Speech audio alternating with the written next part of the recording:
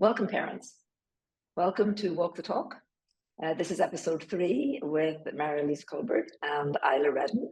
And today we're going to answer some of your questions. So one of our requests the last couple of times was that we are able to start engaging with you with the questions that you're asking that are important to you. So actually, these 3 that we're going to talk about today sort of have a theme, a thread that is running through them. So that's going to be interesting for all of us to think about that. So the first one that we're going to talk about is how can parents help their children develop problem-solving skills? And the way we're going to do this is we're going to sort of divide and conquer. So Marelise, as ever, is going to go with the younger kids. I'm going to go with the older kids. So tackling this particular problem, Marelise, I'm going to let you start with how can parents help their children develop problem-solving skills?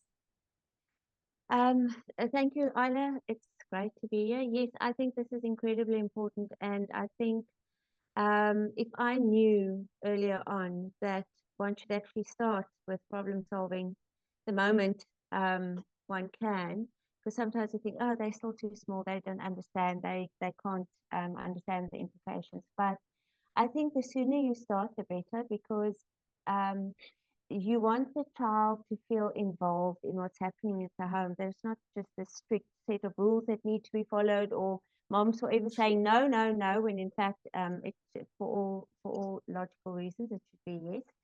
If you involve the child by using whatever activity you are engaged in and ask simple things like, what do you think would happen if we did it this way? Or what do you think would happen if that person changed their way? Or whatever the situation is, whether you're cooking food, if you are cooking in the kitchen together and you're putting things, adding it to the pot, to ask yourself, why do you think we do it this way?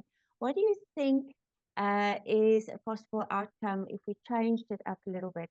And just to get the child's mind going, because I feel that the sooner you start, the sooner the child's going to start understanding bigger lessons, and the more you can learn about your child at the same time, because sometimes we just assume that this or that is what the child is seeing, and that's kind of the boundary in which they're operating.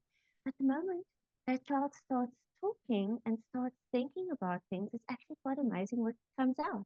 So I don't think it's ever too soon to start with problem solving. I think as soon as the child can start talking, you are probably going to learn a few things that you didn't know. Yeah, no, I agree with you totally. And if I take that into the teenage years, if you're just starting to expect some problem-solving skills to emerge as a teenager, and there's been no foundational work that's taken place, it's going to be very difficult, because one of the things that I feel very, very strongly about with our education system is that it does not foster critical thinking, problem solving, creative problem solving, these skills that are absolutely essential to our success in life. They're not promoted, we're not taught to think in our education system. Therefore, that has to happen in the home.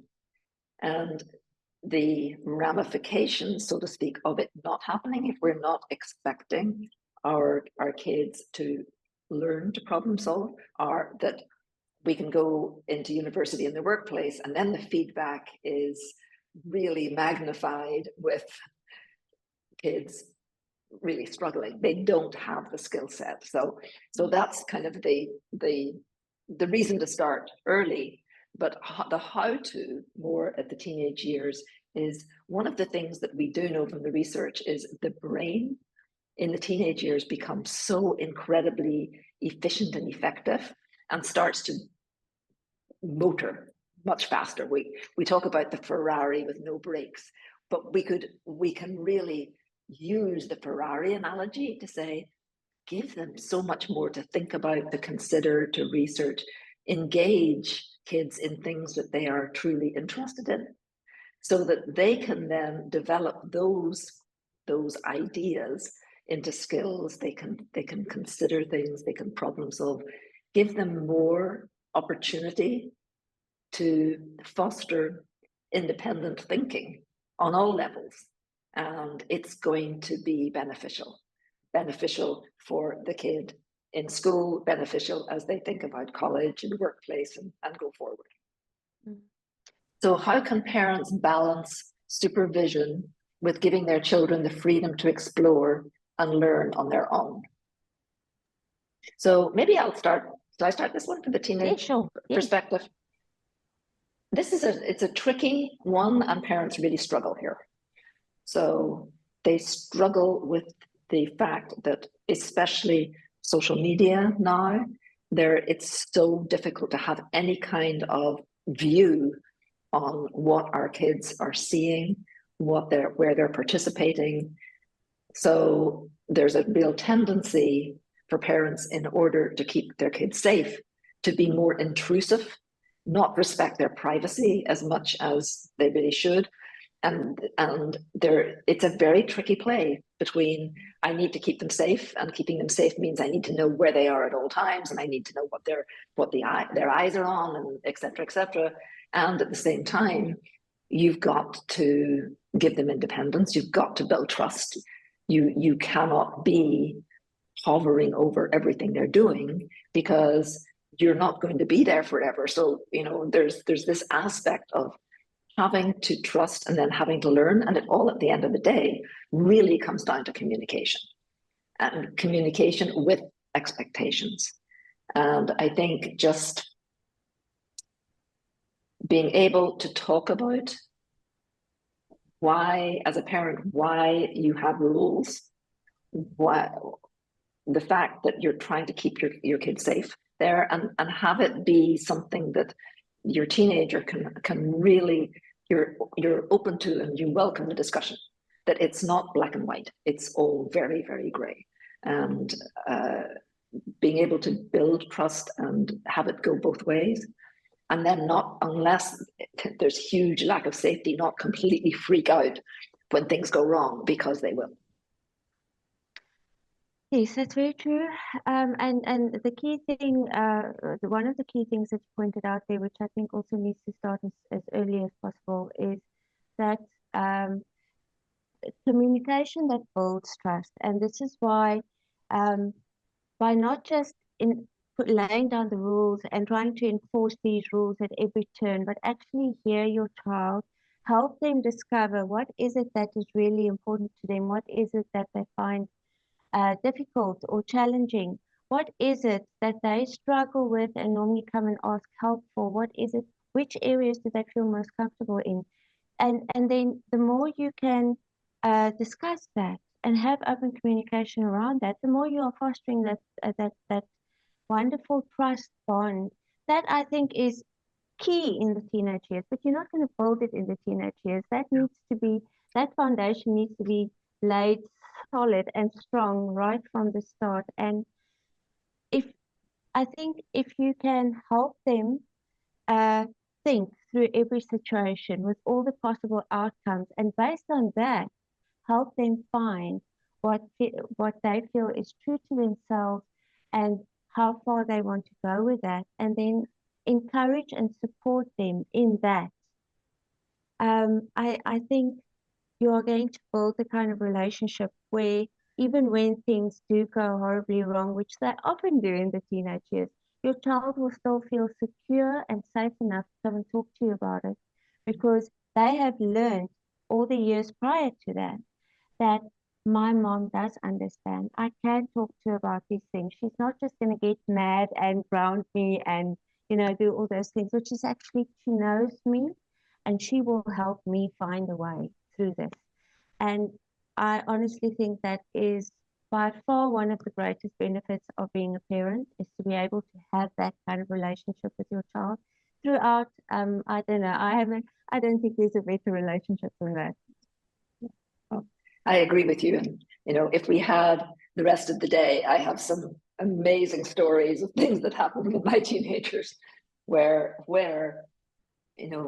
one particularly that comes to mind, where, thank God, the relationship was so solid that he picked up the phone to me and he said, we have a problem.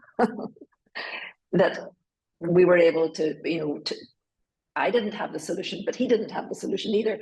And we literally just went through what are the potential solutions we could find here, or how could we proceed. So yeah, I think, but as you say, none of this, everything that we talk about, very difficult if the foundation hasn't been laid to some extent, at least before. If you're starting from scratch at 13, 14, 15, it's definitely a lot harder, a lot harder. Okay, question number 3. What are some strategies for teaching children about the importance of following rules and guidelines? So what's interesting about these 3 is they do sort of weave together, which I think is great. So I'll let you start there. What are some strategies for teaching children about the importance of following rules and guidelines? Okay. We are going to put rules in place long before the children are able to understand the true value in it. So that's true. So maybe an easy one right from the start would be to create this safe space where you are comfortable. Your child can really, they can engage in play, do all sorts of things under your watchful eye without them knowing that you are keeping an eye out. They need to feel that they are trusted within this space. You know, they've got the freedom to explore, but it's still within the safe space. And then as they progress and get older, or if things happen that aren't ideal, then to use those opportunities. So it's not just like laying down the law, to use the opportunities where things do go a little off the charts to explain, you see, this is why it's so important for you to remain within this space that we've created for you, because in this space, you are free to be everything you can be, and you can go and explore and discover new things, whatever, but at least it gives you and me the assurance that you are okay, that nothing can go horribly wrong, and that I am here for you when you need me. So the more we can explain the reasons around things, and this is, I know we've got many stories, but when my child was in primary school and he went to a new school, and I realized that some of the boys in his class were very questionable characters. They did not come from quite the same um, understanding that we came from. And I was so worried about it, because now your child's new in the school, new influences, all these things, and boys will be boys. So I used that opportunity to hear what his experiences were, and then to try and gauge, is he feeling safe in the situation, first of all? And secondly, when he sees them doing things that he knows aren't right, what does he do about it? How does he address it? And just by having the conversations, we were able to avoid many unnecessary detours, because as things were happening, I would ask him, so what did you see? What did you pick up? What do you think about those kids? What do you think their background is? Why do you think they think of it like this? And the more we were just able to talk about things, I felt like we resolved stuff without it even being an issue. We were able to look at things from everyone's perspective. He got the answers he was looking for before he actually got himself into a situation where that answer became really urgent. And one day I picked him and I said, "Oh, I can see they're up to trouble again." He said, "Mom, it's crazy." And I said, "Well, have they tried to include you in this?" He said, "Of course not. I'm not that stupid." And I just thought to myself all the way home, I was like, thank God, thank God, thank God, because that shows you, by not just constantly being there to try and enforce the rules, but to actually have the conversation around it, so that they can see, oh, she's not trying to limit me. She's trying to help me in this situation. She's trying to look out for me. Oh, this is what love looks like. She's just trying to protect me. I think there's a lot of unnecessary resistance that you can eliminate just because they see how you think. It's not just something that comes down with this voice of authority and now I've got to obey, come what may. It's the more you are able to understand and feel like you are engaging in the process, I think the more likely the child is to accept whatever rules come their way because they can see why it's designed to protect them and to help them and not to limit them or, you know, as we all thought, my mom just doesn't want me to have fun. That's why I can't do these things. And of course, that's the last thing. And then the biggest thing for the parents, always, always, always just be consistent. Whatever goes today has to go tomorrow. Because tomorrow we know we're not going to feel as strong as today, maybe. And yet everyone needs to know. This is the rule every day, come what may. So I think that those two things are really important. Understanding and consistency, very key. Yes, I agree. And when you build that in the younger years, there's an expectation for it in the older years. But what's happening there is this push, this need, this desire for independence, because the child is now, they can see the horizon of, I'm going to be 18, I'm going to be on my own, I'm going to be doing these things. And what the brain is helping with anyway is just moving them towards adulthood. That's what has to happen, right?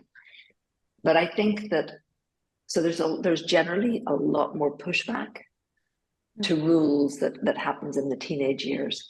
But again, I think that as long as there's conversation around it, and ideally that the rules are being created with the kids, with the teenagers, that there's an understanding that, you know, if it's an 11 o'clock curfew, why is it an 11 o'clock curfew?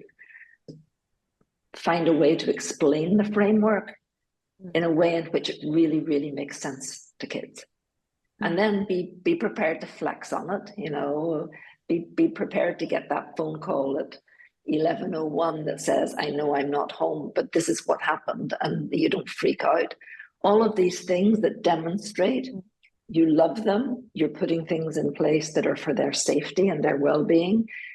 You're able to be somewhat flexible, and therefore the trust is there. And I think that once the trust is there, there's so much that you can do with that. So that's, I think the teenage years become more difficult because there's momentum is there, but at the same time, you, as a parent, you want your child to be 18 and able to handle the world. You've got to give them not only the tools, but the opportunity as they're getting older to find themselves in situations where they have to make decisions, and they have to work through things.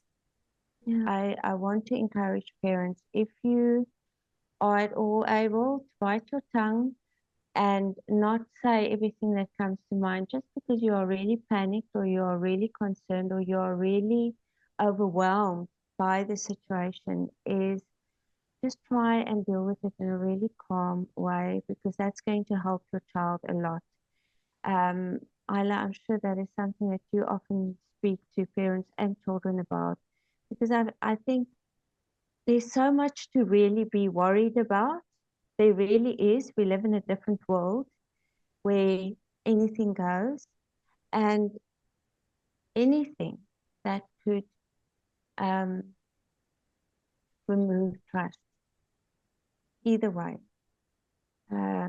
should be avoided at all costs. I think trust for me is just still, whatever relationship you find yourself in, whether it's a friendship or marriage or with your children, with colleagues, trust, I think today is probably the most important thing that we all need to be working towards.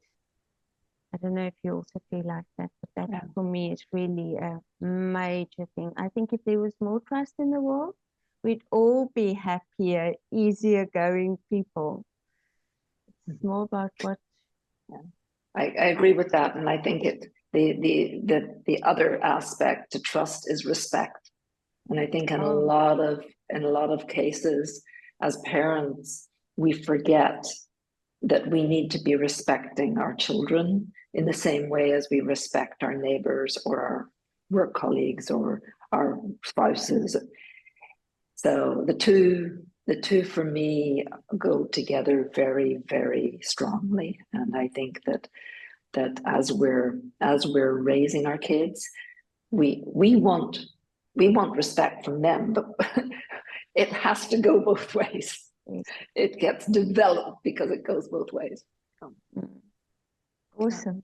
Yes, thank you. I so am with you. Beginning to. Oh. So we'll close today here. Thank you, Marelise. Another great conversation. And parents, we encourage you to please send us more questions. We love answering your questions. We love working with things that you're working with, so that we're in the moment with you. And wish you a great rest of the week. Thank you, and to you too. See you next week. Bye.